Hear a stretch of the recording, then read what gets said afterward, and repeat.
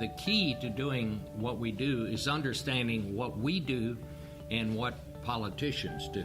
The politician is there to deliver a message.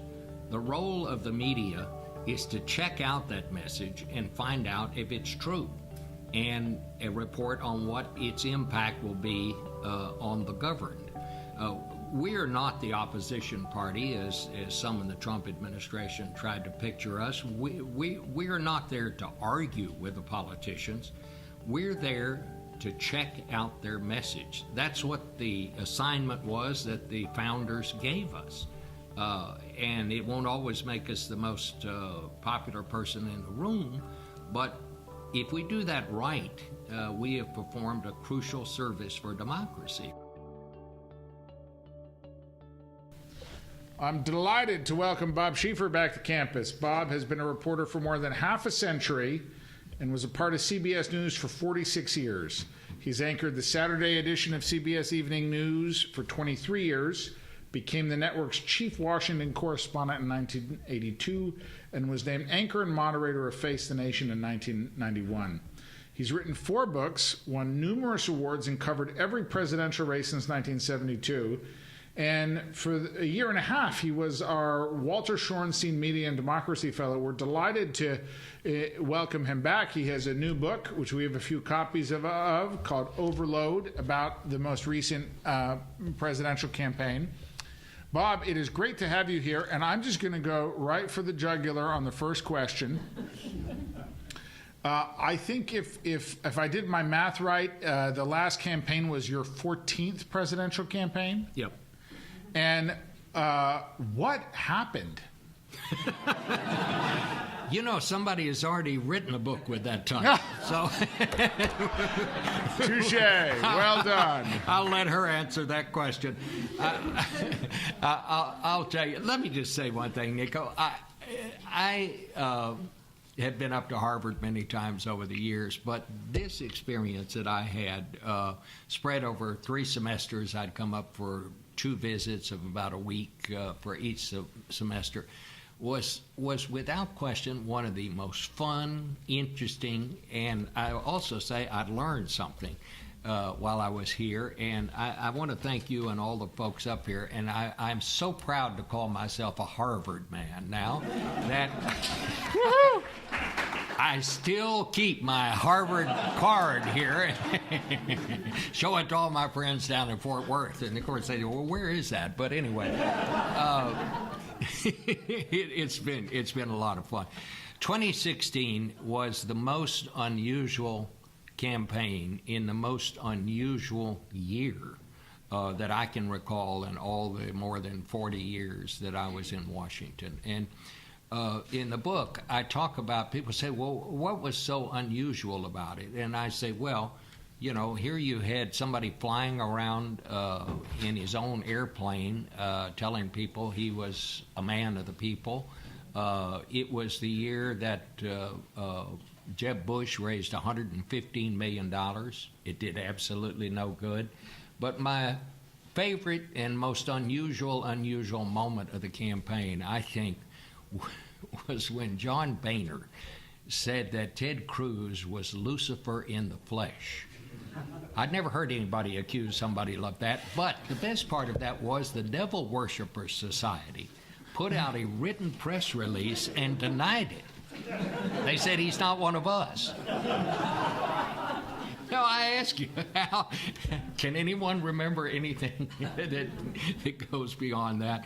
It was also, I think, happening as it did, Nico, in the midst of this communications revolution with the coming of social media, with this so-called nothing is really true, it's just what seems to be true.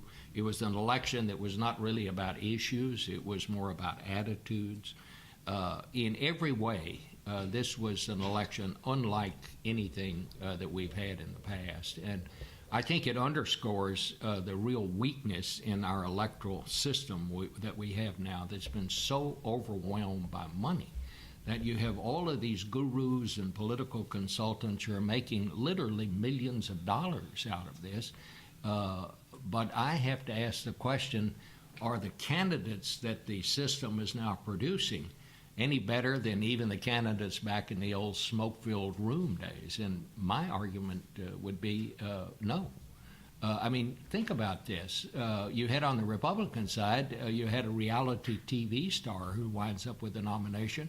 And on the other side, and I preface this by saying I think she's a good woman. I thought she was an excellent senator. She represented her constituency well when she was in the Senate.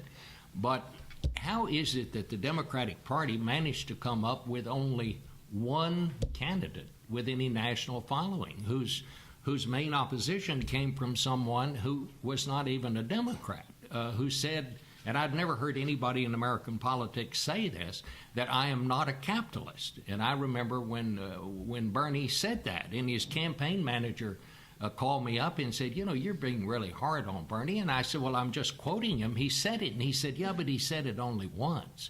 But be that as it may, how is it that it came down to those two? Why weren't there other candidates on that side? And that's why I think our political electoral system, the way we go about doing all this, is in worse shape now than our roads and bridges, Nico.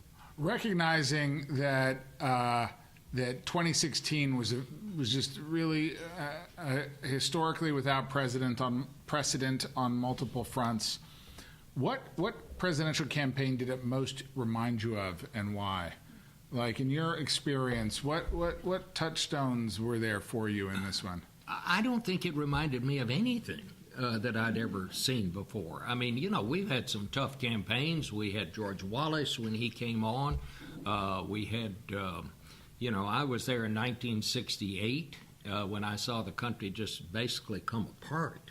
I mean, we were worried that the whole thing was going to come apart, and I think the only good news from that is the country remained strong. We did survive it, and which I think it just underlined, what a good Constitution we have. And but I don't remember anything like this. I mean, when you had political discourse and a debate on body parts and their size. I mean, I don't remember any campaign that broke down along those lines. The New York Times editorial board a couple days ago published kind of a guide to presidential etiquette as evidenced by President Trump. And part of what they did is they talked about how when Obama wore short sleeves, a number of Republicans criticized him as demeaning the office of the presidency. Former Chief of Staff Andy Card had gone on the record about that, and they kind of were pretty heavy-handed trying to make the case that here what Republicans were so aggressive in criticizing Obama for being too informal for the presidency, and here we have Donald Trump. What do you make of the paradox of Donald Trump for the Republican Party? Well, I think Trump did manage to go beyond informal when he was conducting his campaign. But I think, Nico, what this was not a campaign about issues. It was a campaign about attitudes. I've interviewed Donald Trump going back to the time that he got that ice skating rink to freeze over in Central Park, way back there, more than 30 years ago, and that was a great story. And I've interviewed him many times since, but I'd never seen him or heard him out on the stump. And I wanted to, during the South Carolina primary, there was this young woman who was my research assistant up here, and I later hired to work with me to cover the campaign this year, Lucy Boyd. We went to a rally he was holding in South Carolina, and I said, now, Lucy, here's what we do. You go on that side of the room, and I'll go on this side of the room before he speaks, and just ask these people, why do they like Donald Trump? Why are they coming because they like him, or why are they here? But why do they like him? We probably, between the two of us, talked to maybe 40 people, and to a person, if we interviewed 40 people, 38 of them said, I just like him because he's not afraid to speak his mind. He's not afraid to say what he believes. And they weren't interested in the details. They weren't interested in his programs. They were interested in his attitude and his willingness to speak up.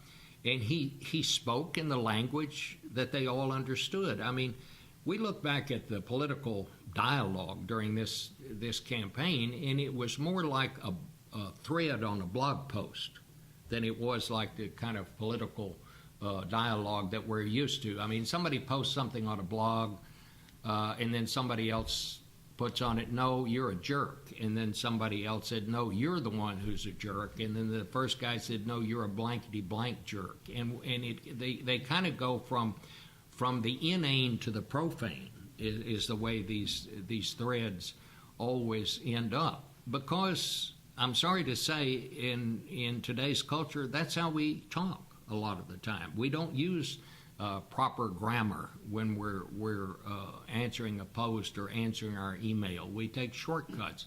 So Trump spoke in a language that I think a lot of people were comfortable with. And he did what Hillary Clinton was never able to do. He crafted a message that kind of cut through all the chatter to those people who felt they were basically getting screwed, who felt they were being left behind. And a lot of times, you know, in these rural areas where we no longer have newspapers, where people can't afford the news apps, where a lot of times the only news they're getting on their Facebook page, they were comfortable with it. And he told them, you'll not be forgotten.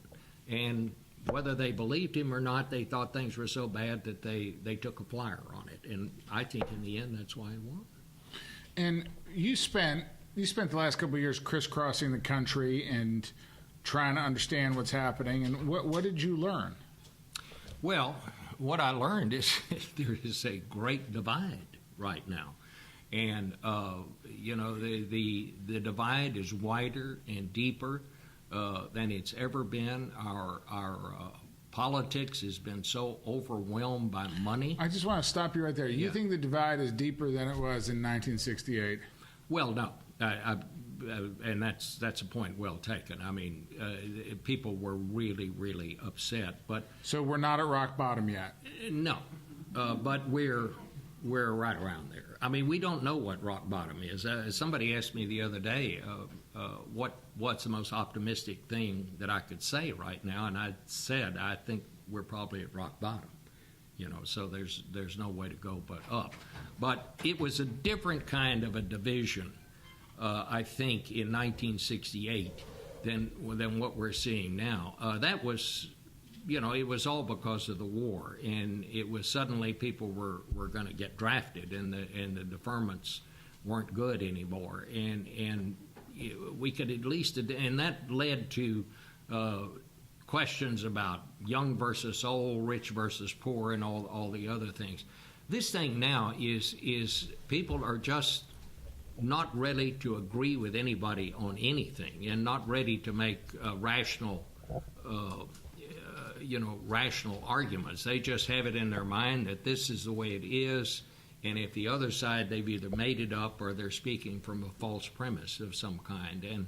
And I think this is because of what's happened to, you know, how we elect our politicians now. And what's happened is that politics has become so odious, and the road to public office is so difficult that our best and brightest just want nothing to do with it. I tell the story. I had this young assistant that was working for me, and she started dating a congressman who's a very nice young man. I won't tell you his name or his party affiliation, up on Capitol Hill, and they had a couple of dates. And she went home and told her dad about it, and it was like he thought she was bringing home some bank robber or something. You know, who is he? I mean, what does dating mean? I mean, how often are you going out? I mean, what's this all about? And I mean, she wasn't all that interested in the first place, and it didn't amount to anything. But I thought back to, you know, when I was a little boy, my grandmother was absolutely convinced that I was going to grow up to be president of the United States. And that's because that's what every grandma thought about her grandson. But think about this. How long has it been since you've heard anybody say, I hope my child grows up to be a politician? you will hear more people ask for the recipe for airline food than you will hear ask that question. Our political class has become so reviled that people just want nothing to do with it. And we have got to find, I mean, this is kind of corny to say, we've got to find some way to change that. I mean, we've got to find some way to get our best and brightest turned back toward public service, not turning against it. And more, I mean, they just don't want to fool with it. I mean, who wants to get elected to office, Nico, and come to Washington and discover you've got to spend maybe 10 hours a week or something like that making cold calls to people, begging them for money? And that's what they all do. I mean, what committee you get on in the House now depends on how much money you're able to raise for the party. That's one of the criteria now for people. People just simply don't want anything to do with this. And we're not going forward on this problem. We're going backward on being overwhelmed by money. When I was writing this book, one of the interesting things that I didn't know, by 1975, and this is after the Nixon administration, 32 people had been indicted and had gone to prison or had paid substantial fines for campaign finance law violations. You know what? Every single thing they went to jail for is now legal. We don't have any campaign finance laws anymore, and basically we have no election laws of any importance. It's just kind of a free whatever you want to do to go do it. And So you said that that politicians and running for office, that's reviled in America today. But do you think that's fair? Should it be reviled? Or have we kind of culturally, and in part has the news media kind of painted a much darker picture than is the reality? I think it is a reality. And I think people rightly ask these questions. I mean, you know, why would somebody like Olympia Snowe, who would have been reelected had she decided to stand for reelection, well respected in the Senate, well respected in her state, and she said, I simply think I can get more done out of office than I can in the United States Senate. Well, think about that. A seat in the Senate of the most powerful nation in the history of the world, and you think it's not worth your time? And I think she could explain to you why. Because what does the government do? It doesn't do anything. It sits there in a constant state of gridlock, and no wonder people out in the country feel that, you know, they're not getting their money's worth out of this. I can understand why they were frustrated. You write a little bit in the book about the challenges of covering this kind of political dynamic as a journalist, right? I think one of the subtitles is "How do you solve a problem like the Donald?" Right? How do you cover a president who just dismisses any criticism as fake news? How do you cover an elected officials whose primary focus and purpose is fundraising, and who can be dismissive of the facts or the realities of I think you life? do it with great difficulty, but I think the key to doing what we do is understanding what we do and what politicians do. The politician is there to deliver a message. The role of the media is to check out that message and find out if it's true, and a report on what its impact will be on the governed. We are not the opposition party, as some in the Trump administration tried to picture us. We are not there to argue with the politicians. We're there to check out their message. That's what the assignment was that the founders gave us. And it won't always make us the most popular person in the room, but if we do that right, we have performed a crucial service for democracy. I mean, I think, you know, I was on the Colbert Show last night, and I said, look, nobody wants a country where the only information we get about the government comes from the government. I mean, that's how it works in a totalitarian society. In our kind of democracy, citizens have access to independently gathered information, and we're the gatherers, that they can compare to the government's version of events. And if we do that right, then we've done a very good thing. And it's as important to a democracy as the right to vote. And when people try to undermine the media in this country, when they try to undermine our government institutions, I think they are doing a disservice, and I think they're doing something that is not good for democracy. But we just have to remember, we're not the opposition party. We're the people who ask the questions and find out if they're telling the truth. What's our weapon? Asking questions. And we have to keep asking them until we get an answer. And if we can do it right, then it's good. Do you feel like when you're traveling the country and talking to people, do you feel like people understand that's the role of the press? No. No, I think many people, when you go into a donut shop, you don't go in there and with the idea of finding out how they make donuts and how much they do this and that. You buy the donuts because they taste good. That's why you buy the donuts. People read the newspaper. They go to their news sources to find out what the news is. They're not going to stop and think, well, I wonder, how this happened. How did they get that? How does a reporter cover the news and all of that? Most people, and there's no reason they should, have spent a lot of time thinking about how you put together a news story. They just want to know what the result is. They want to know what information you've gathered that's going to help them decide whether they ought to, vote for this guy or that, or how their tax money is being spent, all that sort of thing. So when I wrote this book, people said, is this a book in defense of journalism? It's not. But I hope, because I've interviewed a lot of people, reporters, editors, news executives in there, I hope it will give people a better understanding of how we go about our work. Because, the fact is, people say, is there bias in the media? Sure, there is. But the majority of reporters that I know, the majority of editors that I know, are simply hardworking people who are trying to get the story and get it before their competitor gets it and get it right.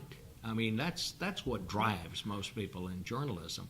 And so I hope people might get a little better understanding of that. I talk about, there's some very good news going on right now, Nico, in journalism, and that is this model that the Washington Post has basically gone to.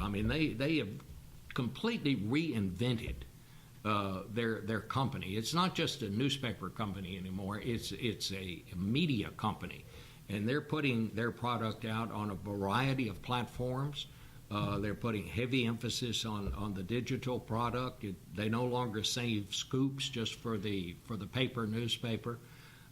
They put out newsletters. They put out running analysis.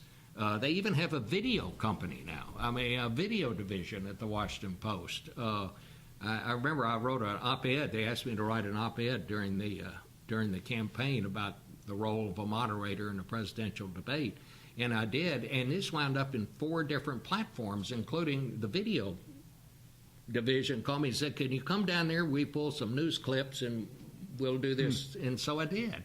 And it was fun. The New York Times is doing much the same thing. But these companies, and the good news for all of journalism is that the Post made money for the last 2 years. They've been in the black for the last 2 years, and not many newspapers can say that. But the other part of it is the Post has what every newspaper wishes it had, and that is its own billionaire. Jeff Bezos bought the newspaper, and he was smart enough to realize he had the best newspaper editor in America, Marty Barron, who was here at the Boston Globe. That a lot of you are familiar with the work that he did there. But Bezos told Barron, "You run the newspaper and I'll run the business," and that's basically what they've done. And they hired 60 reporters this year, and I don't know of any other newspaper in the country that could afford to do that. But looking at the Post and the Times right now, they're engaged in this old-fashioned newspaper war. And of course, it's those of us who are readers and consumers of this who are benefiting from this. The Times, I did an interview with Elizabeth Buehmiller, who's the Times Washington bureau chief. She now has 6 White House correspondents. In the old, and the Post has 7. I think they have 7 just because the Times says 6. But anyway, that's beside the point. But in the old days, everybody, it's a morning paper. I used to work at a morning paper. Everybody rolled in around 10 or 11 o'clock and, got coffee and stuff like that. The beat reporters went out to cover their beats. Everybody came back to the office probably around 5:30 or 6, and they had one 7 o'clock deadline, and everybody went home. It doesn't work that way anymore. The Post now has 2 people on tweet patrol. 2 of the 6 White House correspondents go on duty at 6 a.m., and there's an editor that goes on duty at 6 a.m. because they know there's going to be heavy news there, and they trade around these various assignments on the White House team. But everybody has adopted to this. The Wall Street Journal is doing much the same thing. I think they have 4 or 5 White House correspondents now. And what's kind of interesting about this, just for those in journalism, during Watergate, the Washington Post had 1 White House correspondent. His name was Carol Kilpatrick, and Woodward and Bernstein never set foot in a White House briefing. And I remember when they went through all this rigmarole at the start of the Trump administration, where you might not have daily briefings, and they might move the briefings across the street. And I thought to myself, do you really think that's going to stop any journalistic organization from covering the White House? Of course not. And, I think our role as journalists, if they say we're going to have the White House briefing every day over at the Washington Monument, we show up and cover it and report whatever they say. But in the meantime, in between time, we're doing a lot more than just depending on what they put out at the White House briefing. And as we've seen in this White House, you never know what's coming next. Let me just add, this is a really long answer to a good short question, which is the best kind of questions. But people used to ask me, what's your favorite beat? Because I covered all of them. And they always say, I bet it's the White House, right? And I said, well, you get good fancy luggage tags and all that. But the fact is, everybody at the White House works for the same guy. So that's going to make it a little harder to get the news. And I'd say what I loved was covering Capitol Hill, because every single person up there is an independent contractor. And that's where you get the news. That's where your sources are. Well, that's no longer apt. And you're talking about what's the difference now in this White House, because you have as many factions in this White House as you have up on Capitol Hill. They all hate each other. They're all willing to talk to you on background. They all have their own spokesman. And so it's covering the White House now is more like covering Capitol Hill used to be. So it's a very interesting place for a reporter to be. And there are some very good reporters over there right now. The Times and the Post obviously are great, but the people like Politico and some of these really good digital sites, and there are some really good ones out there, are really, really doing good work. All right, I got 2 more questions, and I'll open it up to the audience for questions. So get your questions ready. My first, my penultimate question is, why did you call the book Overload? Why is that title? Well, it's because we are so overwhelmed now with information. We have access to more information than any people in the history of the world. But are we wiser, or are we just simply overwhelmed with so much information we can't process it? And my answer right now is we're overwhelmed.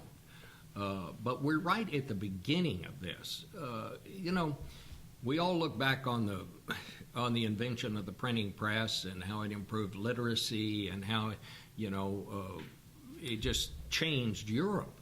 But that was the good news. There were also 30 years of religious wars before Europe finally reached equilibrium. Well, we're going through something that is having a greater impact on our culture right now than I think the printing press had on the people of that day. And And frankly, I think we're just in the kind of the first trimester of this. I mean, it's going to take us a while to sort all this out. I think in the end we'll be stronger, just like the world, learning and all of that was better because of the invention of the printing press. But you can't really know where all this is going. I want to go back in my last question before we open it up to 1968 for a minute, because it wasn't just about the anti-war movement. That was also the year of the Kerner Commission, and we'd had multiple summers of race riots in America. And, we have this news that there was another rally in Charlottesville, white supremacists. And I just wonder how you see the role, how do you think about the role race has played in American politics over multiple campaigns, and very specifically in this one? Well, I think race has always been, we don't like to say this, but the fact is that race has always been a factor in American politics.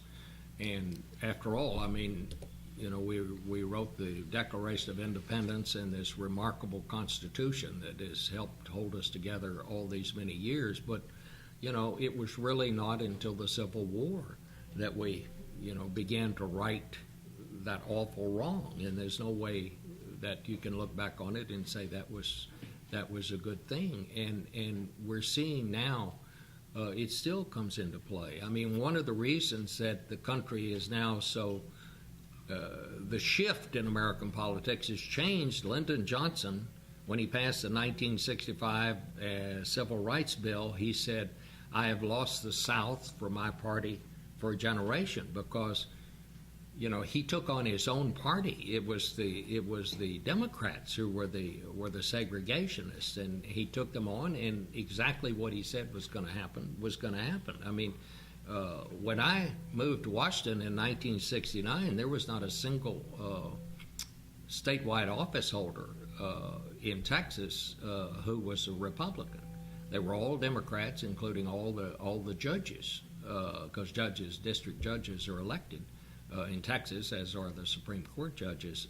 They're now all Republicans.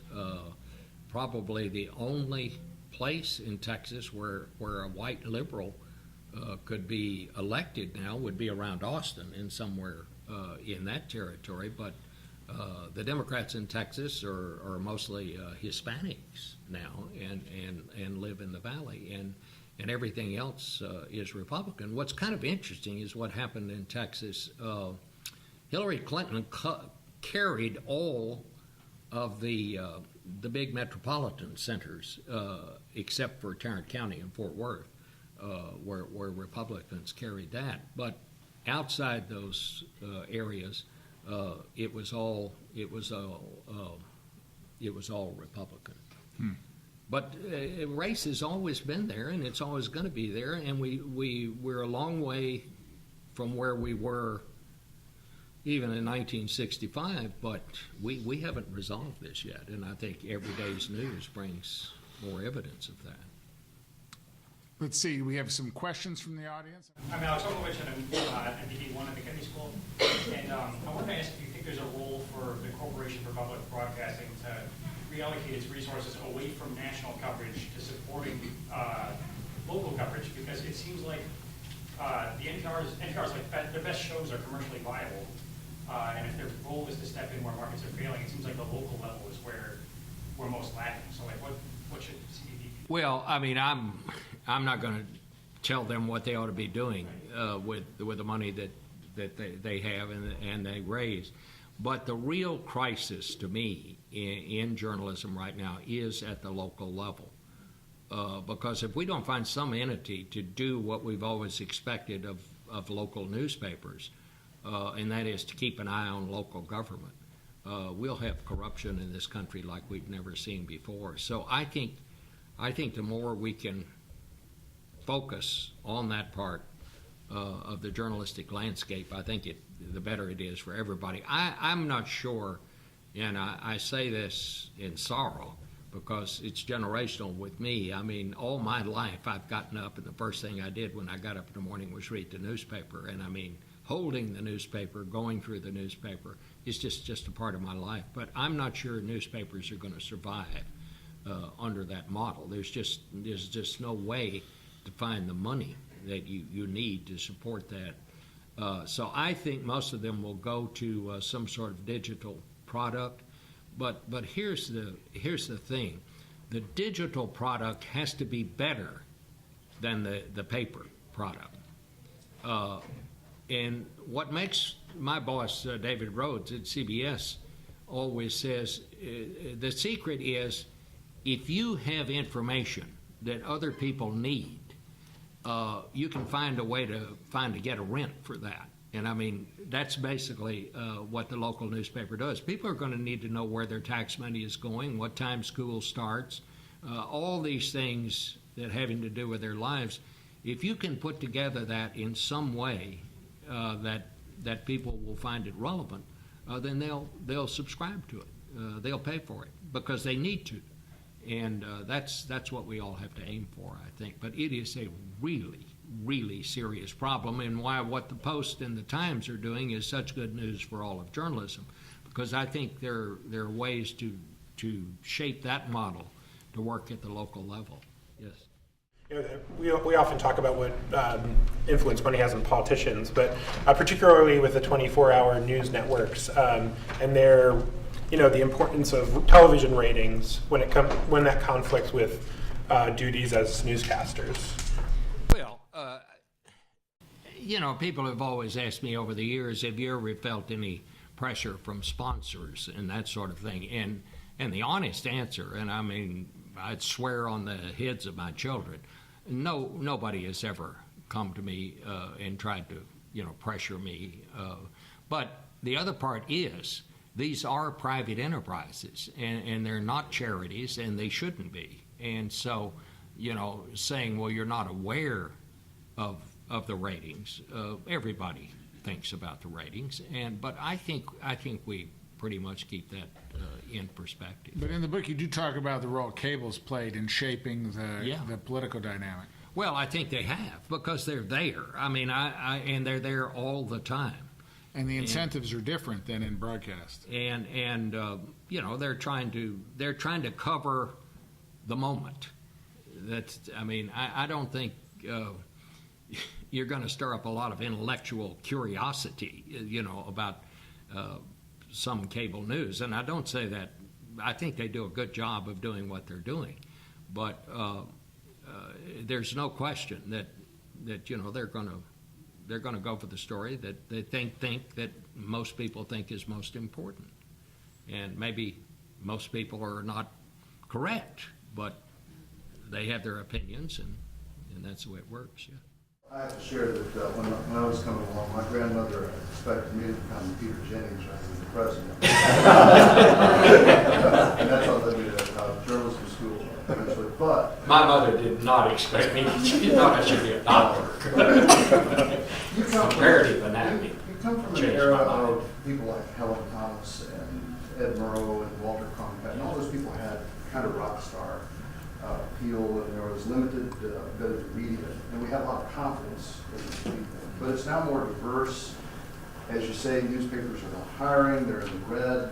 What would you say to the enterprising or journalist who's now coming out to give them encouragement to go into a market where media is shrinking, it's getting a black eye, but the importance of holding up a really good industry that holds up our democracy and holds up, strongly like for the state. I'll have to admit something. I didn't get into journalism for noble reasons. When I was in the 9th grade, I wrote a story for my junior high school newspaper, and it was the first time I'd ever seen my name in boldface type, and I just thought it looked so fine sitting there. I just wanted to see that again. And so I was always, growing up, I was the editor of the school newspaper and all that stuff, and through college, and it's just what I always wanted to do. I mean, I never got into anything that was more fun than the fun I was having. And every job I had, from the time that, I was the night police reporter at the Star-Telegram and got to go behind police lines and talk directly to the cops, I just thought that was great. I thought it was fun, and I still feel that way. And I know I'm kind of odd, but the good news for me was what I wanted to be when I was a little boy is what I got to be when I grew up. And so I feel very, blessed, if, for want of a better word, for that. But you should never do any job unless it's fun. I mean, kids are under so much pressure now to be successful, just as you're saying there. Pick out something you really like to do. Maybe it's journalism, maybe it's something else. And if you get good at it, the success part will take care of itself. But at least it won't seem like work. And so that's my advice to young people. But I also, and once you get into journalism, maybe if you didn't realize that's why you got into it, once you get into it, you understand the role that the media plays and how important it is to our democracy. And so you can kind of feel good about that. But most of all, I just say to young people, do something that's fun. And that's kind of what I did. And I wouldn't change a thing about my life. I mean, the adventures that I got to have over the years, the people I got to talk to, but you know, that's just me. And maybe other people have fun doing other things, because there are a lot of different ways to feel fulfilled. But me, I just feel really lucky about the whole thing. Howard. Howard, and then here. Yep. Howard was once an intern at Face the Nation, and to tell you something you didn't know about him, he was generally acknowledged to be the best dancer on the Face the Nation staff. So. Thanks, Bob. Yeah.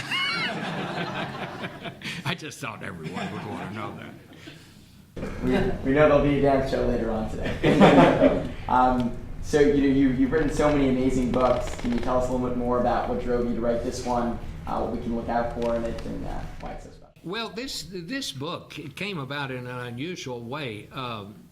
CSIS, the think tank in Washington, asked me if I'd be interested in doing some podcasts about the news, and Andrew Schwartz, who was the communications chief over there, asked me, and I said, sure, why not? And so we started doing it, and we got in about 10 podcasts deep, and somebody said, maybe you ought to do a report on this, you know, kind of think tanks always do that. And I said, you know, if I'm going to sit down and write a book, I hope people will read it. I want it to be a book, not a report. And so I did. So that's basically how it came about. But I really learned a lot. And every book I've ever written, the great joy of it is you realize at the end you really learned something, you know. And I think in the end we did 44 podcasts with various people all over journalism. And I really got to, you know a lot of reporters better. And I like to be around reporters. I mean, I like to talk to them, and they're interesting. So that's how it came about. From Tarrant County. Are you really? Yes. Where'd you go to high school? Colleyville. Oh, you know, my sister lives in Colleyville. Oh, no way. And she was the principal of Keller High School. Oh, crazy. And she was in that school. That's in between Dallas and Fort Worth. It is. I know exactly. Great. Well, I have a question about your book that you said was about how we're overloaded with information. And I was wondering at the personal tactics you use to sort of filter through the noise in today's environment to find the signal. Well, I mean, I think buyer beware is the first rule, especially in this age we're in now. And the second one is, and I don't know anybody in journalism who does not do this, don't depend on one source for your information. Depend on a variety of sources. And there's some very good ones out there, and not just the big newspapers, but there's really some excellent places where you can get information. But, you know, you have to check them out. And that's my advice. Yeah, sure. Right here. I'm just a visitor BTS, and I come from China. I talked with a lot of Americans and to ask them, did you vote for Trump? Until now, I asked maybe about 20%. No one said they voted for Trump, but I asked why he is the president of America now. So they told me that because you all ask the persons who are well educated and they live in the cities. If you go to the rural areas, if you go to some countryside in the middle, and then they are the people who vote for Trump. And I don't know why they told me that the people who live in the rural areas, they only accept information from some special medias. That's why they were not affected by the mainstream media. So your book is about, you think that the information in the modern society is an overload. But for some people from some special areas, they only can accept some standard. Well, that's exactly right, and I don't mean by that they're less educated or anything of that nature. But when you get out into the heartland of the country, because we've had the decline of newspapers, because people there often can't afford, in the lower economic groups, to afford the news apps that you can get on your phone to follow the news here. And so more and more, a lot of people are depending on social media for their news, which is fine, except that you can't accept everything on social media as true. And I think that's what people have a hard time separating now, because a lot of times things are on social media that are simply false by design. And we know the Russians have been fooling around with our election process. They're putting stuff out there that's just totally wrong. And so that's when I say buyer beware. That's what you have to be careful of, that the news you're getting is true. And in large parts of the country, people are just getting no news, and that's absolutely correct. Yep. My name is Jeff. I'm a mid-career public administration candidate. So kind of as a follow-on to that, where we've talked about money into the news cycle and the compressed news cycle, and that's having an effect on, one could argue, journalism integrity, or the integrity of journalism. And there is fake news out there. Oh, yeah. What can legitimate news organizations and legitimate journalists do to help combat that? What can they do to increase that journalistic integrity and increase the amount of good information that the public is getting, rather than getting their news off Facebook and making an immediate decision? Well, and it's a very good question. And again, going back to this, we can't knock down every lie as it comes out. There's just too much. We're overwhelmed by it. And, for example, there's still a number of people in this country, I don't remember what the exact percentage is right now, who still believe that Barack Obama is not a United States citizen, that he wasn't. I mean, how much fact-checking do you have to do? The evidence is absolutely without question, that he was, but there are still people who believe that.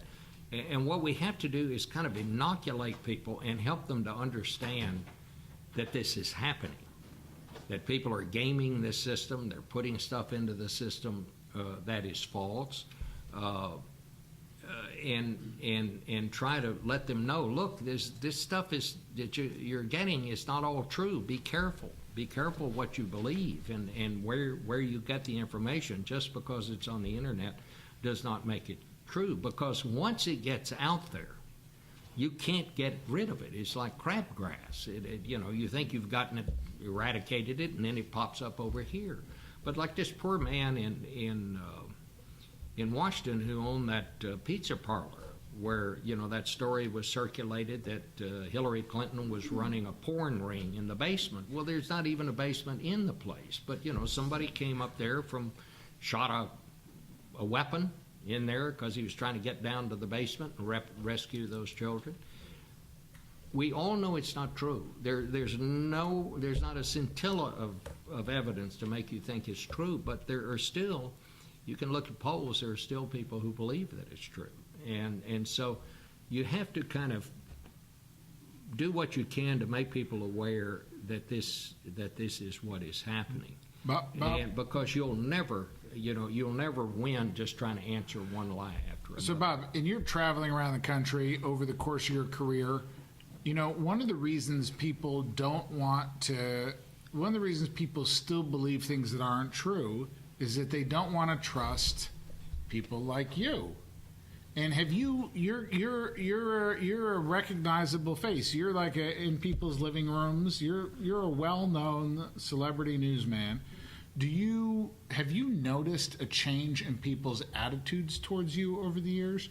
Do you feel like when you're in the middle of America today that you don't have the respect or the trust that you once did? Have you? It's a very interesting question, and I have to say, for the most part, in person, face to face with people, they still at least.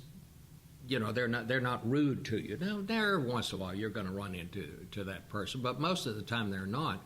But then if you go in and look at what they say to you on the internet, that's an entirely different thing. I mean, when they have that cloak of anonymity, I mean, they say things. I mean, I don't look at it. I mean, I used to, in the snail mail days, when I would get an especially vitriolic letter.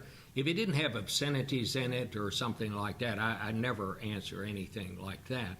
But when I'd get something where somebody was wildly critical of me, I would just call them up, call them on the phone. I say, hey, it's Bob Schieffer. I got a letter here. I'm not sure it's from you, but it has your name at the bottom of it, and I just wonder what I could do for you. And I actually had a person say to me, people, would be just overwhelmed. And I actually had a person who said, well, I didn't realize you were a real person.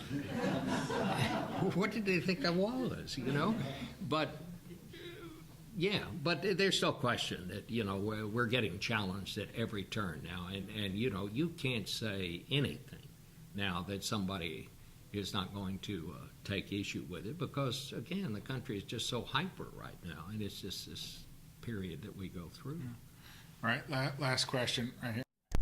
I just had a quick question about the media owners. So in the past, Media what? Owners. Earnings? Owners. Owners. Okay.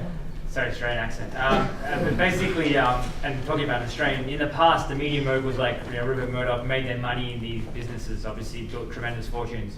But now the new owners of these businesses, like you talked about, Jeff Bezos, in Asia we have the same thing, Jack Ma's buying traditional media assets. They don't need to make their money in this business. And in fact, they're now loss-making assets, really. So what's the angle? What do you think the strategic rationale for guys like Bezos, guys like Jack Ma is? I think I've come to know Bezos a little bit. Not we don't run around together, obviously, but I mean, I see him from time to time at conferences and things like that. I think he wanted to buy the Washington Post because, number one, my sense he just saw it as a challenge. I think he also thought it was important. He said, if this just were a donut shop, I wouldn't have bought it. But he thinks that journalism is an integral part of democracy, and I think that was part of it. But, I mean, just watching him, to me, he's the most fascinating person in America right now. Just watching him operate, I'm thinking that the main reason he did this was just to see if he could do it, to see if he could restore this newspaper and turn it into a viable business. Because when I went to the grand opening of the Post New headquarters in Washington, and it was just a great, wonderful experience. And he said, I didn't buy this to make money, but he said, I want this to be a successful business. He said, because it has to be if it's going to work and work the right way. So I think he just saw it as a challenge, and for all the right and good reasons. And I also say I'm really glad that he did it. If the Post is successful, I think Jeff Bezos will be remembered for the person who saved American newspapers, and I really believe that. Yeah.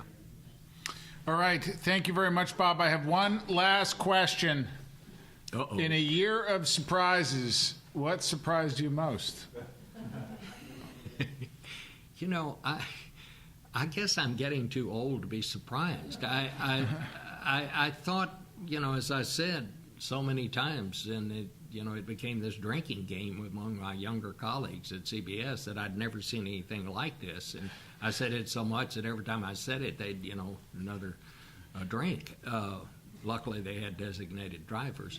But I don't, it's hard for me to separate it. I mean, I was not surprised that Trump got the nomination. I must say I was surprised that he won the presidency, because after, he violated every rule in the book, and yet it didn't seem to matter this time around. So I don't know.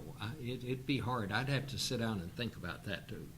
Well, maybe that's for the next book. Well, it's something to start on, isn't it? Yeah. All right. Thank you so much, Bob. Thank you. We're looking.